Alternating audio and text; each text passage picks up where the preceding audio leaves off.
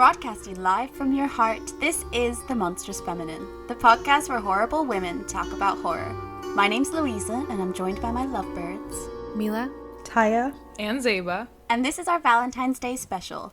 But before we get into it, go ahead and follow us on Spotify and or subscribe to us on YouTube and the Apple Podcasts app. You can find all of our links on Instagram at The Monstrous Feminine Podcast. We will begin with the 1981 film Possession, directed by Andrzej Żuławski. We will then move on to the 1995 film Vampire in Brooklyn, directed by Wes Craven. Finally, we will be talking about the 2014 film Spring, directed by Justin Benson and Aaron Moorhead. Get ready to crush on this episode because we will be discussing love, sex, relationships, and, as always, the representation of women. Enjoy!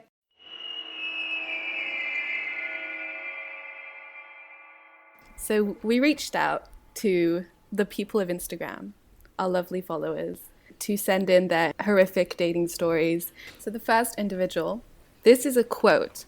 "It's crazy how you were born in 1997, because I remember 1997. End of date." Wait, so they were old? I'm assuming they were old. They were They old. remembered it well. Oh, that can still be fun. I feel like I can remember like 2002, but I'm not old. Okay, but are you dating somebody who was born in 2002? I think that's the, caveat. They'd be like 18. That's not old enough. No, it's not. It's not old enough. Because, I talked to someone recently who was 20, and they're like, I was born in 2000, and I was like, oh, you're right. I was, so freaked out by that. I think it gets weird, when you get into the 2000s. As long as it's still in the 90s, it doesn't feel weird. Even 99 doesn't feel too weird, but when you start getting, 2000, 2001, it just feels weird. That's true Gen Z as well. If we're all, what are we? Zillennials? Oh my gosh, people born in 2000 are going to be 21 this year? Child is crazy. It's absolutely crazy. I guess in hindsight, then that's not even a big age gap because I'm 25. That actually isn't as big of an age gap as I thought, but still, it just feels weird. Men be like, I was born in 1947, but my wife is born in 99, and that is normal. I don't know. I guess that would be kind of awkward, but why didn't they know their age before the date? Or did they know and maybe, it just became I do not real? have additional information. The next story, I didn't quite understand this one when I read it, and I want you to translate. Wanted to go home after a date, so he said, I spend too much time with that ugly dog. He's jealous of the dog. Wait, they have a dog, and they said, you spend too much time with that dog, let me come over, or...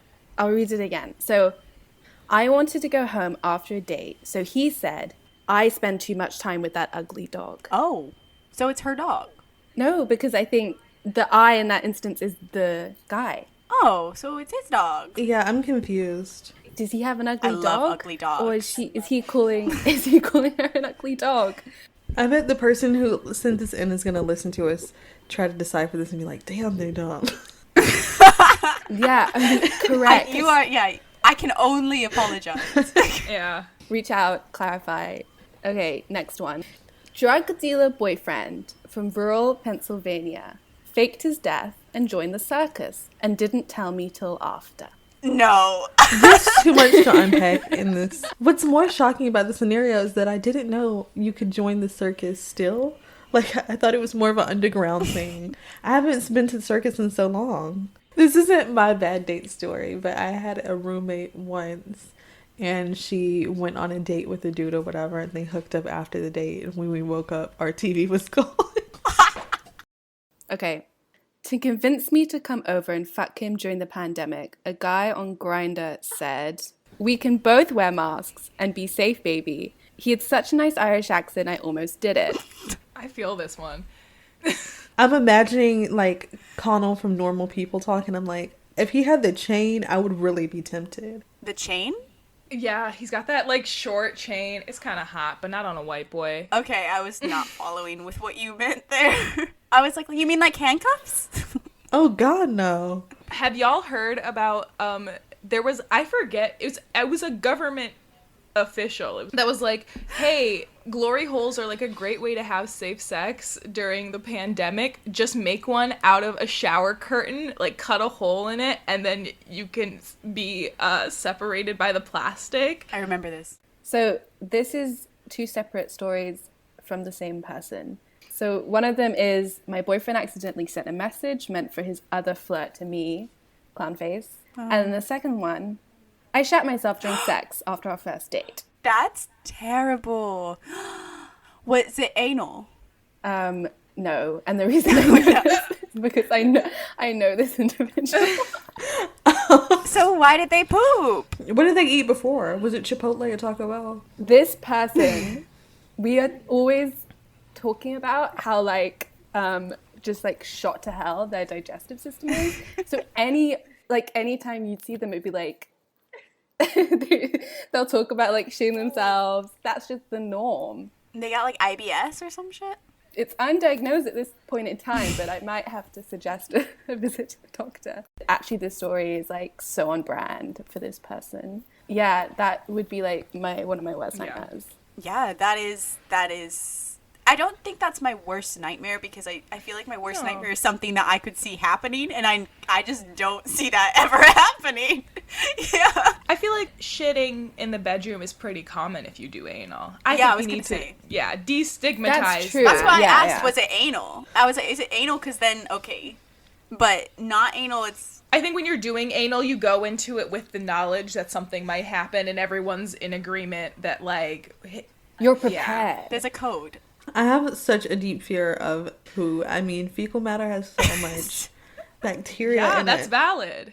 Julia Kristeva is backing you up here. Why did you say that as if it was going to be, like, a secret? You're like, I have such a big fear. You know what I hate? Fecal matter. Oh my god, that's so weird. Like, you mean the abject thing that everyone fucking hates? Okay, so the next one we have. I went on a date with a flat earther who asked if I wanted the other ticket for the Flat Earth cruise. There's a cruise? It goes all around. Yeah, that's what they're trying to find, the edge of the earth. So they all chipped in for a cruise, and they're so brave. They're gonna sail over the edge. Like, they are braver than the Marines. Stop. They're braver than the Marines. Stop it. This is the best news I've heard ever. So this person asked them on a date, do you want to basically fall off the earth with me? That would have got me. Yeah. That sounds like a marriage proposal. That was definitely a Pisces or a lesbian who did that. I mean, yeah. I was going to say I want a high stakes date, but now I feel called out, so I'm just going to keep quiet. Okay, last one. This is a story. Oh, God. This has got 3 acts. Let's call them the Love Witch. Here we go. There was this ridiculously gorgeous guy at the med school I went to. Charming, funny, wanted by all. We were good friends and flirted a couple of times. Then we went on a date. It was great until we got back to his flat. Here's where I should mention that I'm Jewish, but not practicing. And he was raised Catholic. His kink was bending me over his lap and spanking me whilst asking me to confess my sins and calling me a dirty heathen. It was the single weirdest sexual encounter of my life, but I couldn't tell people because it was such a brag to have shagged the guy, and I didn't want to tarnish That's it. so lol. true. Yeah. Also, just want to clarify, I'm very into kink and don't like to kink shame, but it was very out of the blue with 0 warning, and it was super obvious that the Jewish thing was a motivator for him. Oh my God. No. I want to say you won because you did get the guy and like get to brag about it, and no one has to know what happened in the interim. But at the same time, you also won because you got a story, but you mostly lost because of the anti-Semitism. So, Yeah. In conclusion. But you also won because now you get a shout out. Witch of the week. Yeah, there you go. Congratulations to our Witch of the Week this week, guys. Witch of the week, the Love Witch. The Love Witch is our Witch of the Week. The Monstrous Feminine is on Apple Podcasts, so go ahead and leave us a 5-star review and write us a little love letter. And if you have a crush on us, what better time to tell us than Valentine's Day? And if you do, you just might get a shout out in our next episode as our Witch of the Week. So our Witch of the Week this week is obviously the Love Witch, because honestly, I'm so sorry you had to endure that. But thank you for sharing. Possession, directed by Andrzej Żuławski, begins with Anna telling her husband Mark she's leaving him and their small son. What follows is a twisted story of adultery, monsters, and separation. You know, love isn't something you could just switch from channel to channel. I have your letters, my love. Trust me, Ruud. And all the time you are fucking your ass off. You want me to believe you? Oh, yes! A monster, a fool. I fuck her on with everybody. Whenever you turn her on, I fuck her on with everybody! On every corner! You will let me go! Literally, my first note was to just check in with you because I am very, very concerned that you picked this film. The whole time I was watching, I was lost. You know that like TikTok that's like, fair enough. I'm a little lost, but fair enough. That was like my headspace the whole time when watching it. And I was just like, We should talk about what versions we watched too, because I'm pretty sure we didn't watch all the same versions. I watched the VHS strip copy from Vimeo, and I wish it had captions. I was watching with my friend and they were like, is this in French? Like, I'm not convinced this is in English. One, and they're also always screaming, like they're at a 10. At no point does conflict escalate. It stays at a 10 and it never comes down from like, I think my first note is the first scene is abuse, and then my last note is every scene was abuse. it's interesting you say that because I remember reading for Stranger Things, Winona Ryder like said to be Joyce, to be like that strung out all the time, it was like really exhausting. So then I was like, this actress must have been exhausted. And then sure enough, apparently it took years of therapy for the actress to recover from the role, and there was a rumor that she attempted suicide after it. And I was like, I'm not surprised. This looked exhausting. I was exhausted watching it, so I can't imagine filming it. I feel like this movie is what would have happened if Noah Baumbach didn't make Madagascar 3 after his divorce. This movie is if Marriage Story and Splice had a baby. Neither of They those should have aborted. Yeah, they shouldn't have had the baby. It got weird quickly. Here's the thing, when I read the description, I was on board. Like, there's so many classic, like, love triangles. I can imagine how, like, a cuckold situation would ensue in horror. But it just, I don't know what I anticipated. But, like, I was really on board with the plot, and then it became about not what it was about so quickly. Like, I don't remember, the man she's having the affair with, he wants out at like midway through the movie. So I'm like, where could this possibly be going? You were being led towards octopus sex, I'm sure. Subconsciously. I was looking at some like the reviews of it, and it was like funny. Because I was shocked. I was like, I don't know what to think. I'm going to read some of what other people thought. In the Village Voice, they just said, it isn't necessarily good, but it is most definitely something. I was like, yeah. And then another one, which was in The Quietest, they're summarizing other reviews, but they were like, Possession has been read as a visceral supernatural horror flick in which a woman fucks an octopus. I mean, that is it.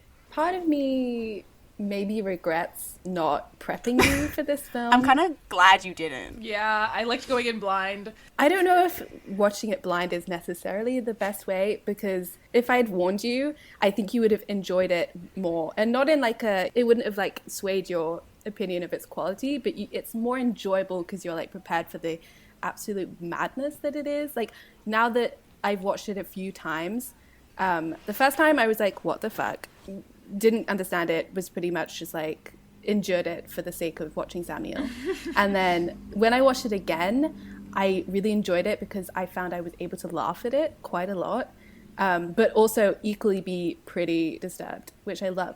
Great pairing, laughter and disturbance.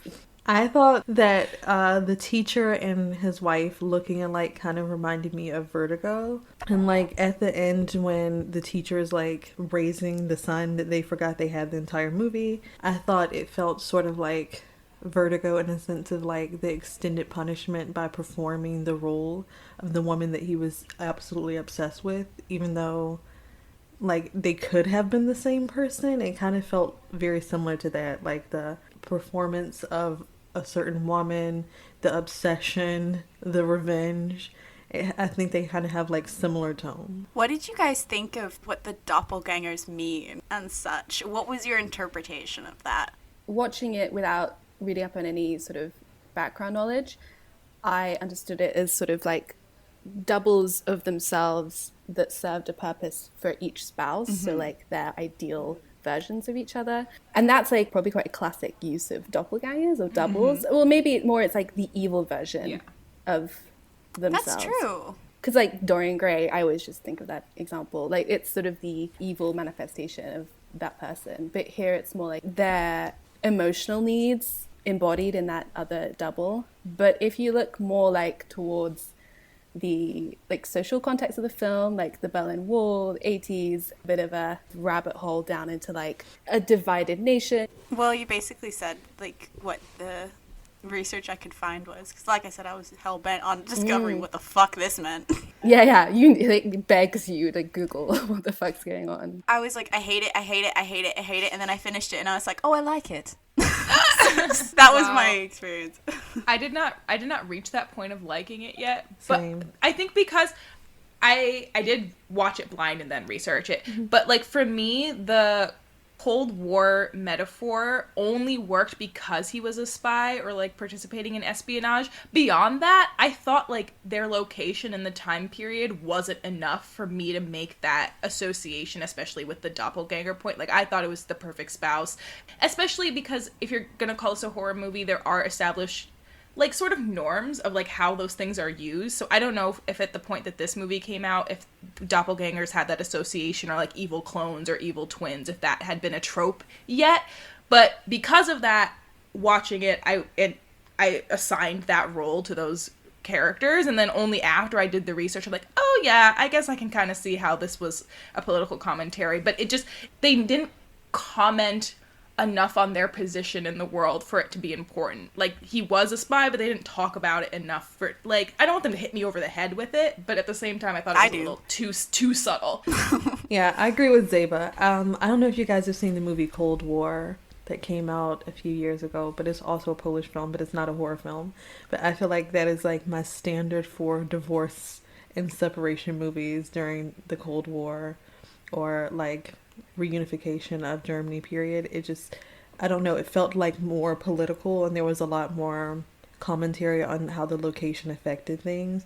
But this one just didn't really talk about it. It was, I don't know, like I wanted to associate the thing that she was having sex with the squid creature with like, oh, maybe it's like deformed because of all the bombs and all the stuff that went on.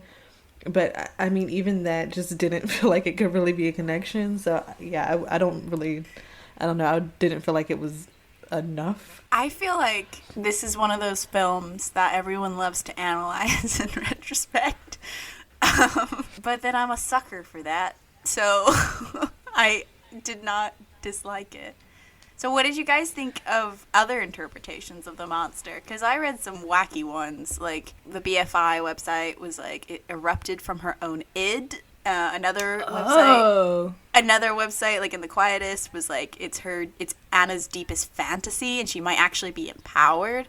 Or you could interpret it alternatively as like a misogynistic punishment to an unfaithful wife.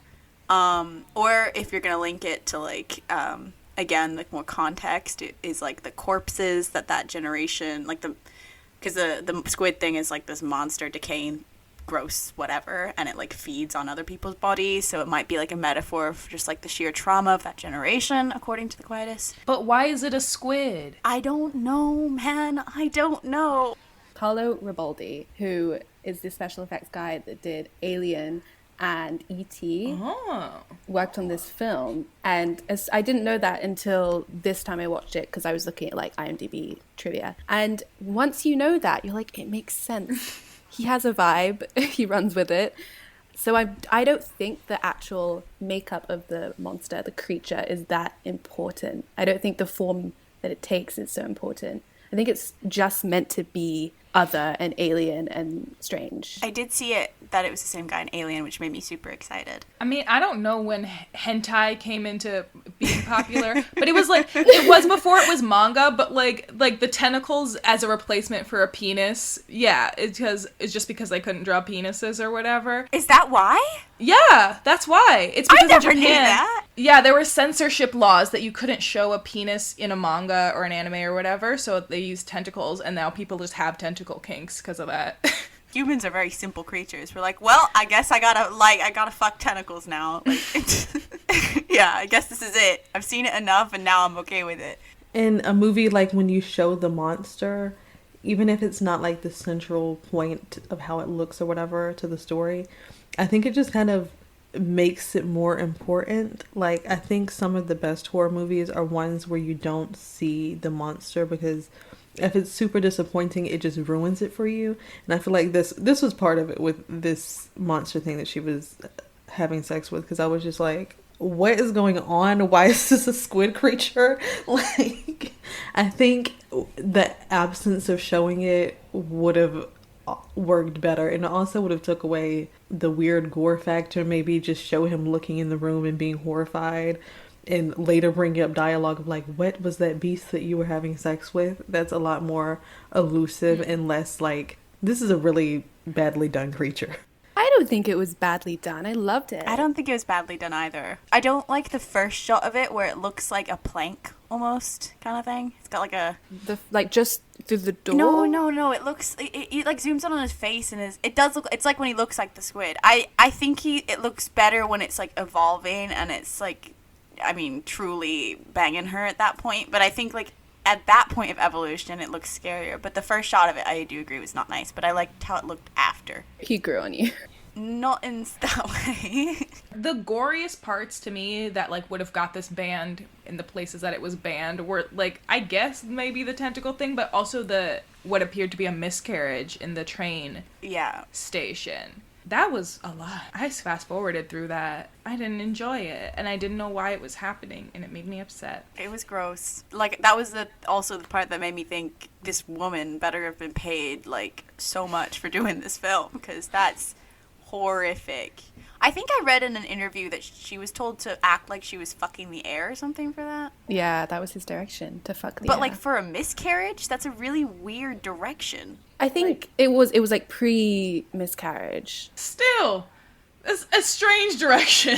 Yeah, that's weird. I mean, I can't argue with it. Monstrous womb vibes in this from that miscarriage scene. I think that was the most abject thing I've seen, perhaps, in a horror movie. Like, we talked a lot about it with body horror, and then it was the context of, I guess, like, rotting or corpses or things. But, like, a miscarriage is just so rough. And I feel the same way about, like, American Horror Story Season 1, like, fetuses and, like, things that, like, have come out of a body. Like the intro to Season 1 for Murder House when there's, like... Or even just, like, blood clotting or just, like... That makes you think of I May Destroy You. Oh, yeah. I was like, ah! Put it down. Like, Tyia, what you were saying about, like, sometimes it's scarier not to see the thing. In this instance, it was like, in most movies we talk about miscarriage and we don't see it. In this, it was like, oh, it was scarier to see it. I didn't want to see it. I mean, to be fair, you don't ooze goo out your ears.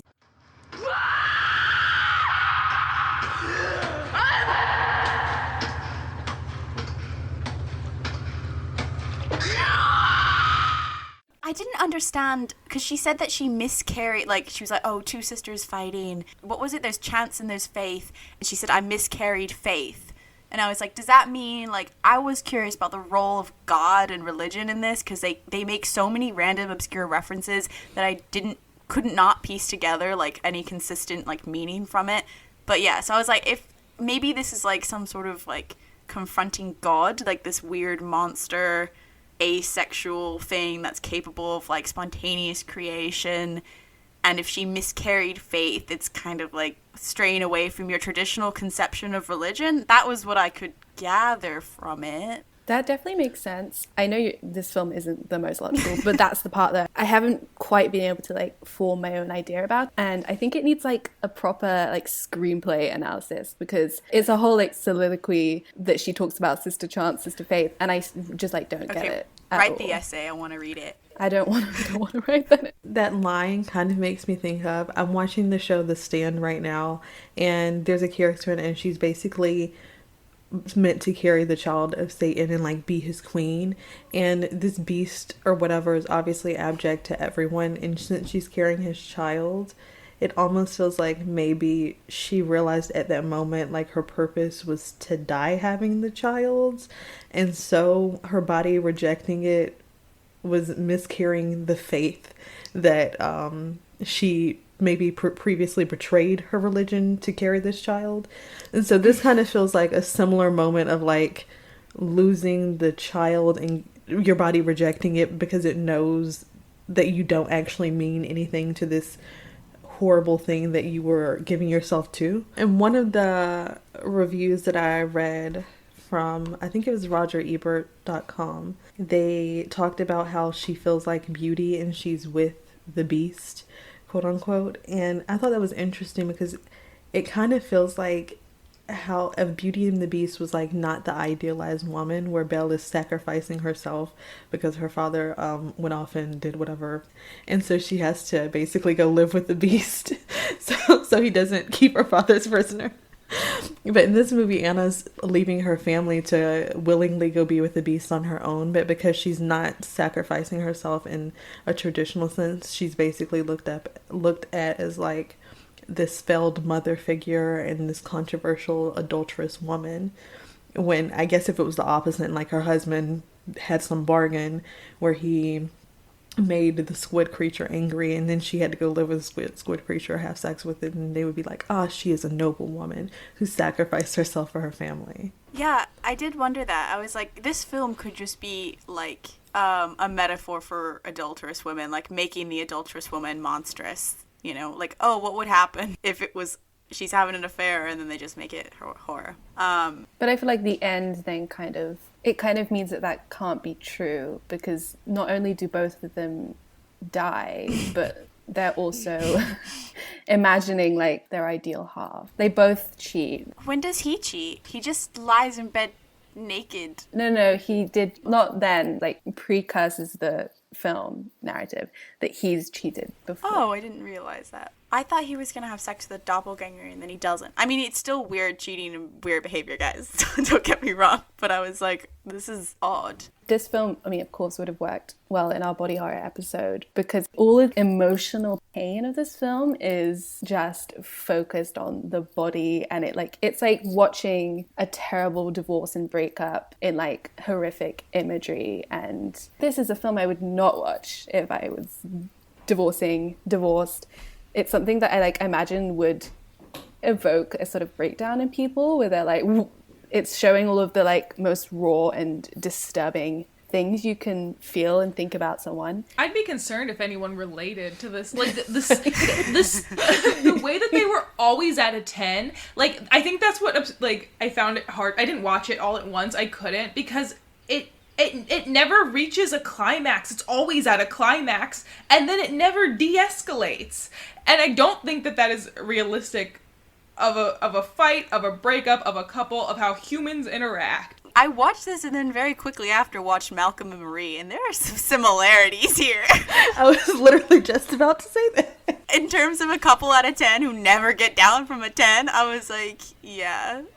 No, they simmer down a bit. They laugh at their trauma and then they go back to eating crap. But they laugh at trauma that cannot be laughed at. Yeah. I feel like maybe some people have trouble making breakup movies because they don't realize even when you're angry with people, if you love them, you don't, I guess, want to completely wreck them. But I feel like both this movie and Malcolm and Marie were like, no, I want to wreck them. I want to end them. And I think that's why they don't work. I think Blue Valentine and Marriage Story, even when they fight, there's still some sort of reconciliation. When he has that scene where everyone made fun of on Twitter. Adam Driver, where he was like, every day I wake up and wish you were dead, like if my son would be okay or whatever, and then he starts crying and she pets him up. Like, that is not necessarily normal, but also like the coming down from it and feeling so guilty that he bursts out into tears, I think is more realistic than like completely monotone making up and pretending like nothing ever happened, or either completely de-escalating and like continuously having the same vibe of like, I want you to die the entire time. I think those are two divorce levels that are scary. Was the child in this movie ever in the house when they were fighting? It was just like sometimes in the next room though. There was like, oh, he's like outside, and I was just like, this poor, they shouldn't have this kid. I had a note that I was like, this kid's gonna grow up funny as fuck though. Like, Yeah. Oh yeah. the more trauma, the funnier you are. Sorry, I saw a TikTok that was like, if your home's not broken, you can't be joking. I personally feel like for men it really varies, because like when they have mommy issues or extreme trauma, they never go to therapy, and so instead they just take it out on the women that they date. That's true, but sometimes they think they're funny. Oh, And they never are. Their type of trauma that they can joke about is like, my dad died when I was 6. Look at Pete Davidson example. I was literally about to say Pete Davidson, Tyia, but then I thought I would get in trouble with you for saying Pete Davidson. Their type of trauma is like, my dad died when I was 6, or like, I got beat up a lot in school and someone stole my bike. It's not like my parents were having a super brutal divorce and my mom was fucking a squid creature and they both died. Like, I think that would be like serial killer trauma for To be a man. fair, I feel like this film cannot really be compared to the likes of Blue Valentine. It is certainly not meant to be a realistic portrayal of human beings, even their emotions. Like, everything is, and like, you can dismiss it as pretentious and like just full on bullshit. You just gotta like go with it. It's a different film every time you watch it. oh God, that was the most annoying answer. I hate you so much for saying that. That was white guy in a film class. I cannot believe you just said that. This movie is like one of those movies that when I watched it, I was like, this is why people get annoyed with artsy people sometimes. Mm-hmm. I'm going to do the weirdest stuff and just make it seem artsy. And if people don't get it, I'm going to make it seem like they're not cerebral enough to get it. And I'm like, or maybe it just wasn't thought out. I don't know. Like, everything that is inherently weird, I don't think is always an artistic decision. Sometimes I think people do weird shit just to do weird shit. And then like, but it's artsy. And like, that's how this movie felt to me. And so it just felt like a pretentious explanation of a divorce. And I was not really feeling it.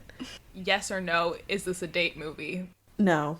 Yes. No. It's gonna be a no from me. I can see it would be a yes from you, Mila, but I hope you know that the person who you attract, if they like this, may not be. I don't want to attract another person. This is a great me date movie. Wow. Me. That was so feminist of you.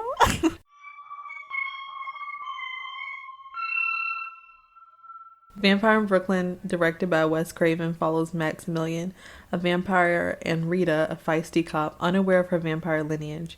Rita struggles to figure out what is causing strange visions and feelings in her life, while Max does everything in his power to get closer to her. In this horror comedy, romance and horror meet and form a quirky 90s vampire film. Hey, easy, bro. Hey, now, come on. You ain't got to pull that Blackula shit with me, all right? If you're hungry, I'll run you down to KFC down the street and hit you off with a 2-piece. I already had Italian. Okay, so convince me that this is not just a bad Blackula remake. It's not. First of all, this movie was enjoyable. It is. It was genuinely funny. Blackula is camp in its purest form because it didn't intend to be bad. There are parts of this movie, I'll give it to you, that don't intend to be bad, but I would argue that the majority of it is on purpose. The Blackula lore, perhaps there's some rollover. In the love story and in the like, is she she was turned into a vampire, half vampire, reincarnated vampire, whatever the situation is. Yeah. I don't think it's a ripoff. I think it's a homage. I think it's a nod to a reference, if you will. Unafraid to reference or not reference, as Lady Gaga says. Yeah. I like this a lot more than Vampire like Vampire in Brooklyn a lot more than Blackula. I feel like Blackula, like, it was more problematic simply just because, one, black people didn't have a lot of control over the content that they were able to produce, and also it was a blaxploitation film. And I felt like the lore in Blackula didn't appeal to me. But I like this movie, and I also really liked in the opening scene that it's like him coming over on a ship, which felt like a reference to slavery, and then most of the bodies on the ship were white people, which also felt like a reference to slavery because the ships would be filled with black bodies everywhere. And so I thought that was an interesting nod to reference like slavery and the lineage of black people in America. And I also kind of feel like this movie in general, like her not knowing that she was part vampire and like all the lore that came with her bloodline kind of feels like a reference to black people in America not having access to our full ancestry because of slavery. And so you don't know if you're like a king or a queen or a vampire or anything. Like, there's no way of knowing because there aren't records for that. There's no way you can trace back to Africa. I love this Hotep propaganda, actually. I was gonna say I didn't get that. That makes it more interesting. Can we talk hair and makeup really quick? I just want to get it out of the way. Okay, so I understand that like Eddie Murphy plays like a bunch of different characters, but why is it even when he's like playing his regular vampire self, why is the makeup so bad he looks like a black person in blackface? That was my first. Then, okay, his wig is bad. I know that there's a point about his wig being bad. Angela's wig is also really, really bad. And I know because she's constantly in the wind and her hairline looks like the Gorilla Glue girl. And it's like, it doesn't move. It's stiff wear. It's really, really upsetting. Eddie Murphy transformations, like makeup transformations, are always fun. It's giving Dr. Dolittle. It's giving the Nutty Professor. I liked that was featured. But like, Angela wasn't in costume, so fix her wig. It was kind of like poodly. They also made her makeup like a little bit too light. Yeah, it gave like a little some ash to it sometimes that shouldn't have been there, and I was confused. I feel like sometimes Eddie Murphy's like costuming into different characters feels like he just take a step back in the same way that Tyler Perry should and think maybe collaboration is better than doing everything myself. Disagree. It definitely took me out of the movie in parts where I wanted to take it seriously. I was like, I can't take this seriously. I read that like there was different reasons why like they thought it flopped, and Eddie Murphy was like, it was the wig, which made me die. Okay, this hairstylist also did That's So Raven. Like, what is your excuse? Dream Girls, Akilah and the Bee. It's all hella black movies. Dr. Dolittle, they also did the Sinbad show. Wes Craven apparently blamed the film being a flop on Eddie Murphy or something, saying like it was he was like too committed to playing stuff too seriously and should have made it more funny or something like that. I felt like the movie had real potential to be like creepy and serious because like Eddie Murphy is a good actor. I think he's really good at doing versatile roles, and he is capable of pulling off a dramatic role. I think in this sense, like it started off a bit more like horror-ish, and then once he got to the like I already had Italian flicks out of ear, it was very obviously comedy, and I was like, I think that's why I didn't like it, because you guys already know I don't really like comedies. So horror comedies, I feel like I'm never trait of I know, so a horror comedy's always gonna be like a tough sell with me. oh, I have in my notes, Mila, your Italians are being dragged. I didn't realize Eddie Murphy was playing that Italian, like whenever like down the line in the film, and I was like, why does he do it so Just well? never underestimate the power of early 2000s whiteface. I do wish it was a bit more serious. I feel like the plot was interesting, and I would have loved to see that as like an actual serious film. But I mean, I guess for my early 2000s 90s black vampire film that I take seriously, I'll just take Queen of the Damned and go. I think it still had some like interesting points and everything, like the Italians in Brooklyn, because there is like tension between Italians and black people in Brooklyn. I thought that was an interesting point that he was bringing up. When he was the pastor, I thought it was kind of an interesting point when she was like, I wanted to talk to someone that I could trust. And she starts talking to him and talking about all the bad dreams and all the weird stuff that's going on. And then he goes in the church, he can't step in, and he's like, let's just do it on the lawn. And so I thought it was an interesting metaphor of like how authority figures aren't always trustworthy, particularly when they're male. Ass is good. I know many of y'all may be saying, how the preacher stand up and saying ass is good. How y'all think y'all got here? If it wasn't for ass, you wouldn't be here. Ass is good. Evil is good and ass is good. And if you get you a piece of evil ass, whoo! That whole preacher speech was like very much a commentary on like the black church and like the power that we give people in the church to just like do whatever and be shady behind the scenes and like say whatever and people just smile and nod. Yeah. I think it could have been serious, but I think that the social commentary that they were making was better served in the comedy parts. Otherwise, it runs the risk of becoming Blackula and just being bad. You know what I mean? Because it tried too hard to be serious. So much Blackula slander. I didn't hate Blackula. I liked Blackula for what it was, and that is located in the 70s where it should stay. What did you think about like the undertones of like Rita being very religious and going to church and not being very sexual versus her roommate being like very promiscuous and flirty, and then her roommate died and she obviously did not. That gave me like, in terms of Patricia Collins stereotypes of black women images in media, that gave me like the Jezebel trope, but very obviously, and I couldn't tell if it was like aware or not aware, you know, like consciously like, oh, we're gonna show you a stereotype of black women, or like we're doing it because it's written by a black man. I don't know how woke Eddie Murphy is, you know what I'm saying? So I couldn't really think what I thought of that, because of the comedy format, I was a bit like, I don't know if this is ironic or not. She wasn't just like hypersexual, she was also just quite mean and wasn't a good friend. So I feel like they just made her all around like portrayed as a really terrible character. I made a note of colorism, but I couldn't remember where. I wrote like dark-skinned villain versus light-skinned love interest, which is also something that happened in Blackula. Yeah. Yeah, I mean, it's just like, just because they are commenting on some things doesn't mean they miss, you know? They miss. Also, they made that man's name Justice as a cop. Yeah. Do we think that this is a Fatal Attraction story? I don't think she's attracted. I read like one criticism which was like, actually, this movie just like, it has quite a shallow interpretation of Angela's character, because she doesn't really like him until he's like, I'm gonna pick you up in my limo and like I'm gonna read you the flat and this will attract you. And it has like a kind of like point on that. I don't know. I did think it was a little bit shallow. Hear me out. This doesn't necessarily have to do with this movie, but in Pride and Prejudice, I feel like Elizabeth didn't like Mr. Darcy until she went to his house and saw he was rich, and this is the same That's true, thing. But also like, same. That is also true of Bella until she went to Edward's house. I think everyone just has the right idea.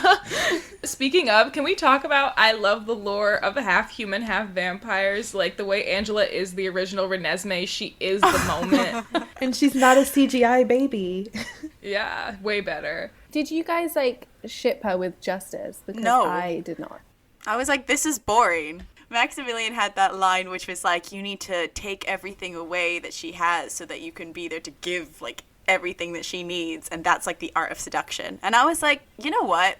I would love that to be like a parody of his evilness, but I feel like so many men think that way. Like, break her down. That's like classic manipulator behavior, but that's just what he did because like he had a plot afoot. It had nothing to do with her. Like I think if he had known her or known anything about her or was genuinely interested in her beyond the plot, I think he would have like maybe actually tried to seduce her. But because this was time sensitive, for one, it was like largely not about her. It was just about like fulfilling whatever prophecy he thought he had to do. I thought that, and it was comedy, that it was more about scheming than it was about romance, which is entertaining to watch at least. I just wish that the romance had been at least enjoyable. yeah. Yeah. I guess like I wasn't really rooting for her in Justice either, because like you guys said, it was just like the way she flipped on things. Like, they had such obvious communication issues. She was a Scorpio. That's why she would not even let him speak. Facts. Like, she was just like, Facts. I know you slept with my roommate. He was like, what? And then she, like, slapped him. Okay, you guys are gonna fight about petty fucking shit, so I don't see this lasting. Yeah, also, they weren't even in a relationship, so she technically couldn't be Yeah. angry.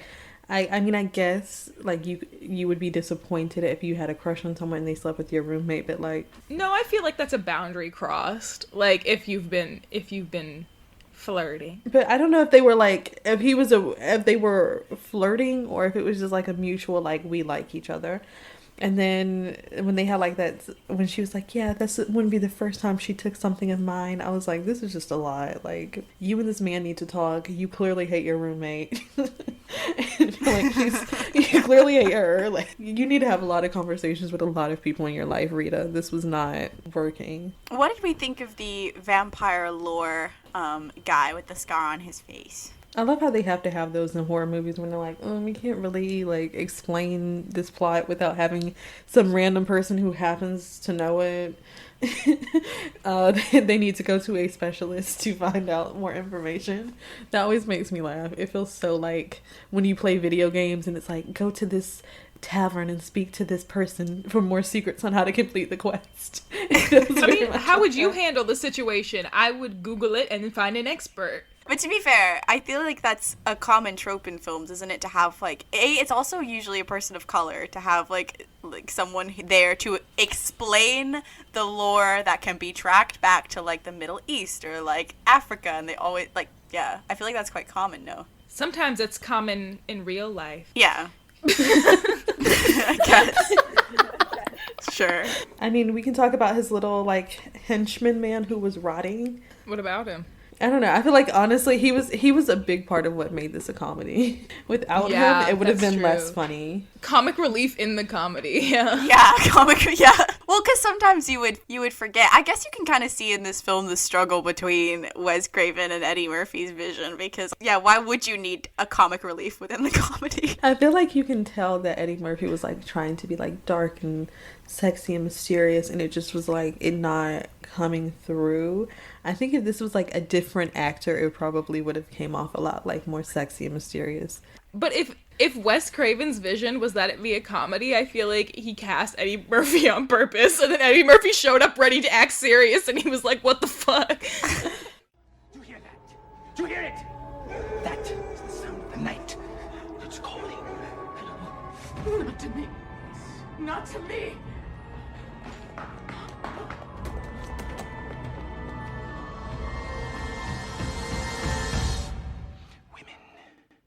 Spring, directed by Justin Benson and Aaron Moorhead, follows Evan on a grief-induced move to Italy following the death of his mother. Evan's trip is suddenly transformed into something much greater when he falls in love with Louise, a graduate student in the city. It's a story of boy meets girl, but girl has a big, monstrous secret. One last thing you should know. Right before I transform, if I transform, that monster is gonna be the biggest and sharpest. How big? Just run really fast. I really liked this movie. I thought it was very romantic. Ew. Yeah. I'll explain, because at the ending scene where, like, she keeps reiterating that the last transformation she makes before they find out if she's gonna stay human or to rebirth herself is gonna be, like, the scariest and she could kill him. He still sits there with her anyway, and he just wants to spend what could be his last moments on earth with her. And I think it's like, love is allowing yourself the ability to get hurt, but trusting that the other person loves you too much to do it. I thought that was a nice metaphor, and it just felt so romantic.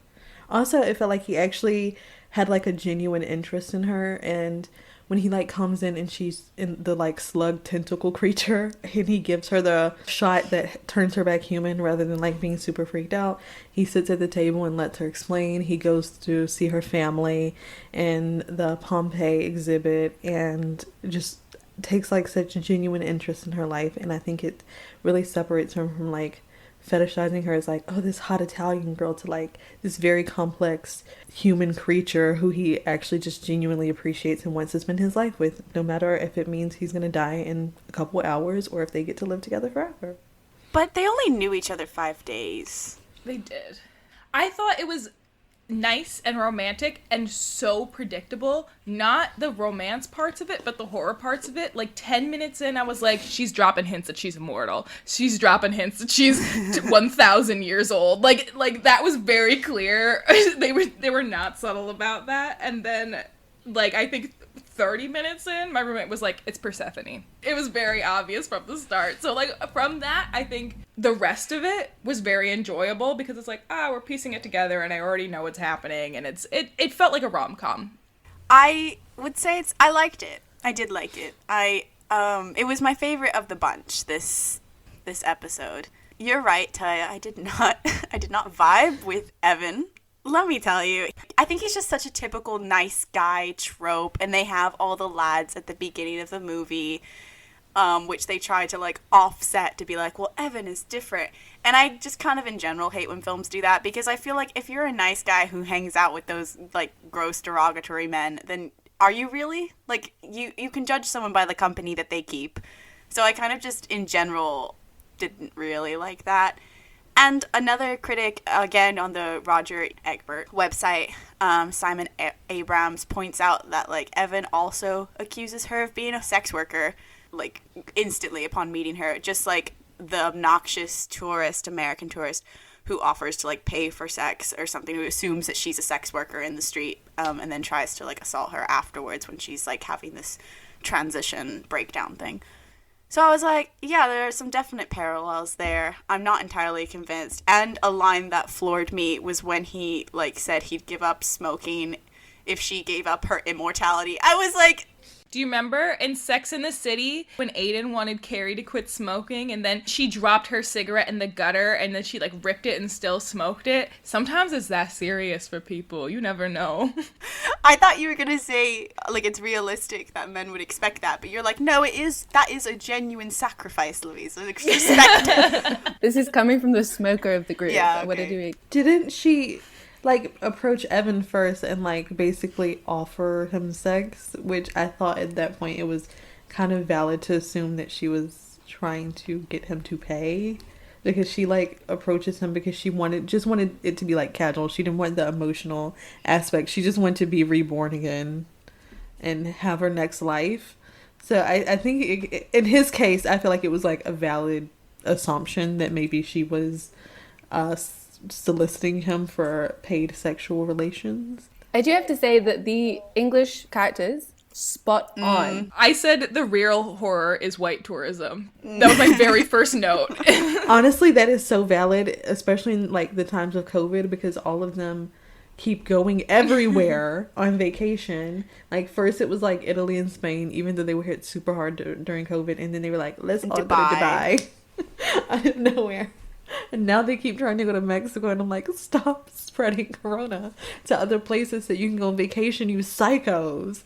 Fuck you all if you're listening. Stop listening. Stop listening. Stay at home, get a hobby, buy some mask online, buy some chocolate, and sit in your room and listen to the Monstrous Feminine instead of going on vacation. It's a better substitute anyway. And it's free. Zeba, you said that it was the horror narrative was quite predictable. Which I didn't mind so much, is that they tried to, like, explain it with a lot of scientific grounding, which I think made it less enjoyable when they kept, like, trying to give it some sort of realness. Oh, I liked it. I liked that. I thought it was very Creed-esque, because Creed also talks about, like, how menstruation was, and, like, things like that were associated with, like, witchcraft, and how natural bodily... Like, for example, that disease that she even says in the film, Louisa in the film, she says porphyria was associated with vampirism.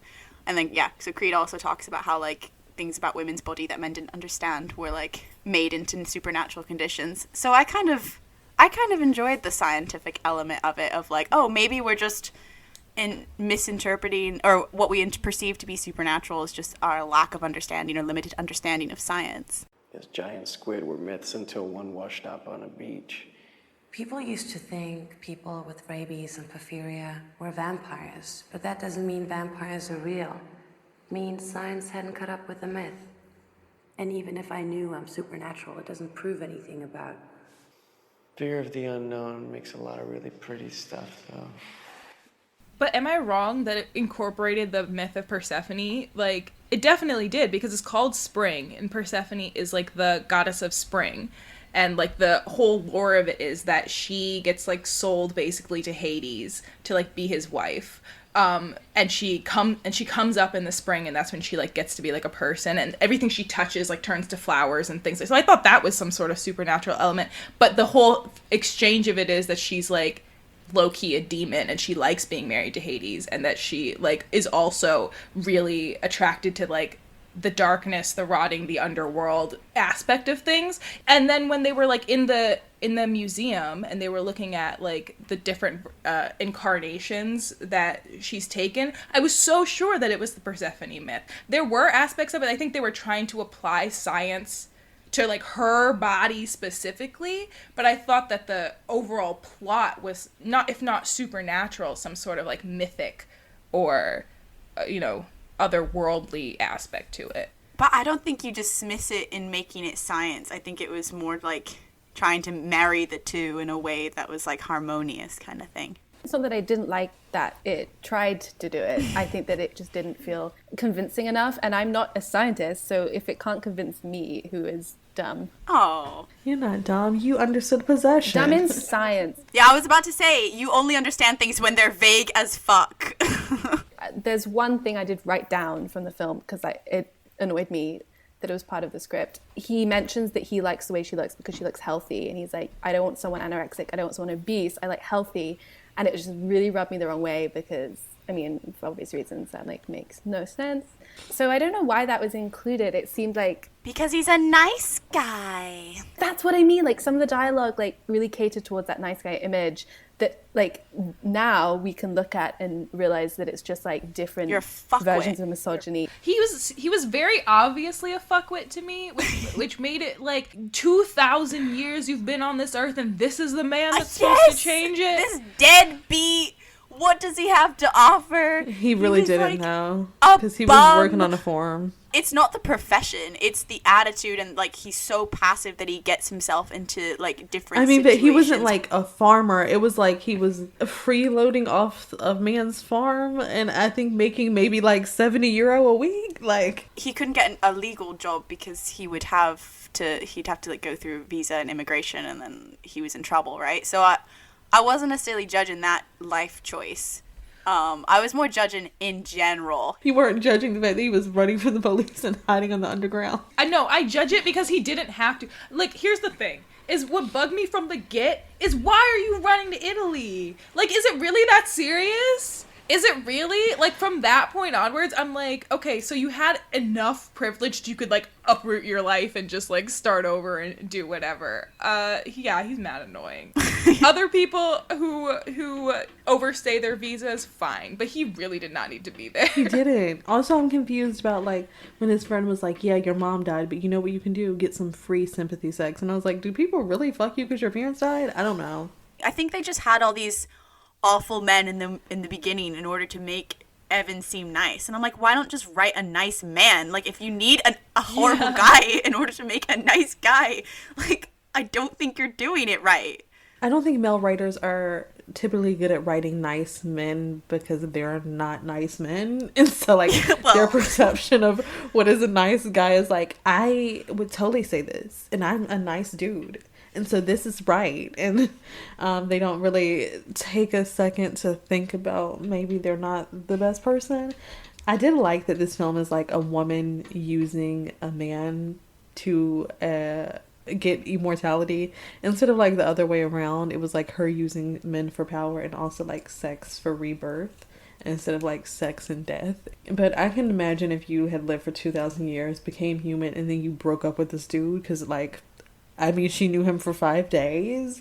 And I think you can love people, but you don't necessarily love them forever. So maybe like in that moment when she was meant to transform back into a new version of herself and be immortal, she did love Evan. But like maybe in 6 months she won't love Evan, but she's stuck being human now.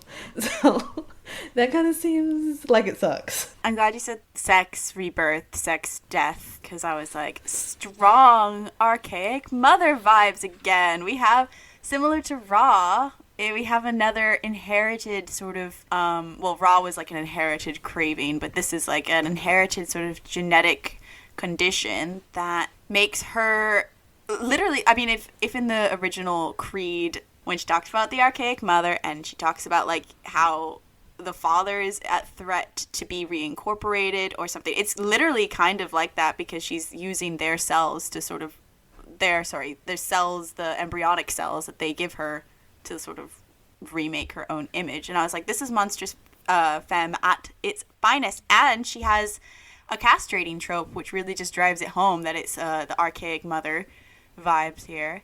It's just that he was so unspecial. He was so unremarkable. It's that, like, if you only have to choose a person every however long you have to do it, it just felt like, is it because he's an easy target? Is that it? He wasn't even easy.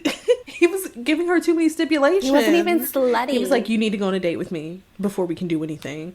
I didn't even mention that in my Evan slander, how pushy he was. Like, when someone says no, if someone, honestly, to be fair, I if someone said no, I'd be like, wounded ego in and of myself. Like, I would not then push it and be like, no, and keep asking. I'd be like, okay, that's it.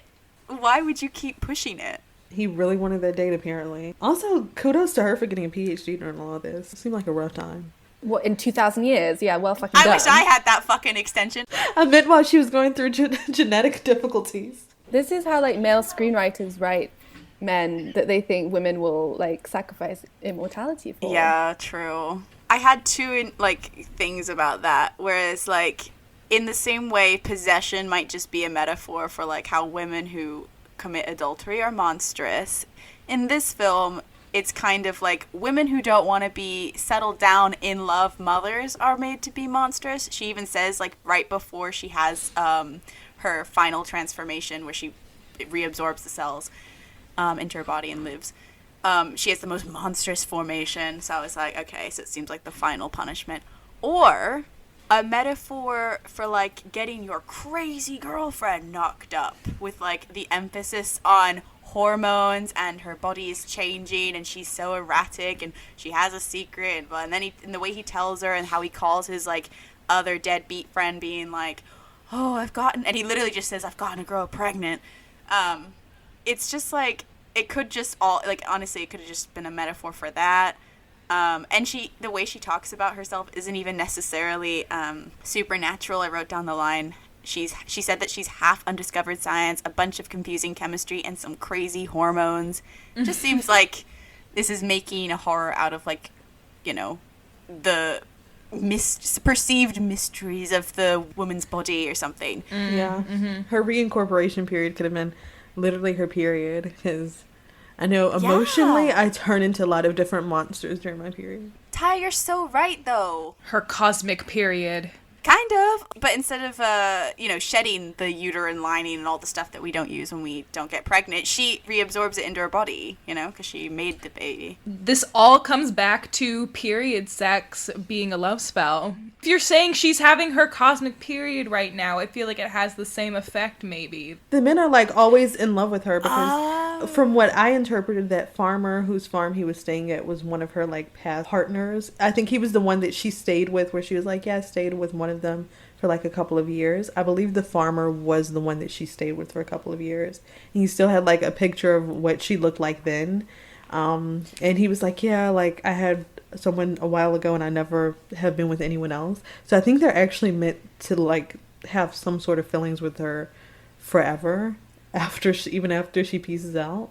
So yeah, that would be a love style. The parts that were most romantic to me were when her face is falling off and he doesn't care, or he just like, hey hun, you got a little something. I thought that was cute. Oh my god. Cute. You know how part of that discussion of, like, the logistics of her changing, or not changing for him, and she was basically saying how if she changes into a new form, it's with half of his DNA, and so they couldn't be together because it would be incest. Was she trying to deter him just through incest alone of this? And that's a pretty good deterrent. Yeah. Yeah, I think he wasn't understanding what she was saying because she was like trying to tell him like, well, like what happens is I basically find a dude, I have sex with him, and then I transform into what would be our baby as an adult. Can she have a child? She can when she chooses mortality. I mean, honestly, is this really the worst thing ever? Like, if this was what every woman's superpower was, like you got to be immortal until you found the dude that you wanted to settle down with, that would actually not be so terrible. No, Tyia, that means that I'd have to be straight. Tyia, I would have given up my immortality so many times already for people I thought were the one and very much weren't. Like I can't have that responsibility. The ending is just like Shrek because it's you do true love's kiss and then take love's true form.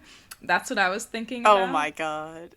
I don't want my life to revolve around finding someone I love. It sounds, in hindsight, no. And you also have to take half their DNA. Yeah. Like that alone. Yeah, okay, that takes away the appeal. That takes away the appeal because then you have to choose too wisely. I would treat it like a sperm bank. Like what genetic illnesses do you have? Like predisposition for anything.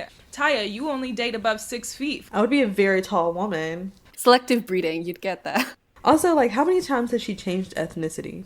In all the pictures she showed of her past self, she's like, that's me, that's me, that's me. She's white. like pretty tan at this point in time. But she could have got with like an Indian guy, a black guy in the 90s, and it's still like there. the 90s. In the 90s, that's when everyone was doing it.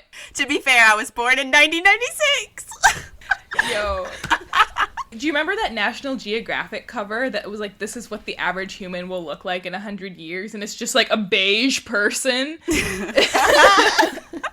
I don't know why they didn't just hire an Italian actress. Is she not Italian? What is she? German. You can kind of hear She it. has a weird accent. I thought it was a Pompeii accent. I just accepted it. Same. I was like, oh, it's just like an ancient Greek accent that they gave her. Some dialect, Yeah. some Italian dialect, like I don't know. Can I just say, I was really disappointed that they made the backdrop of this film Italy and like food did not play any real sort of role.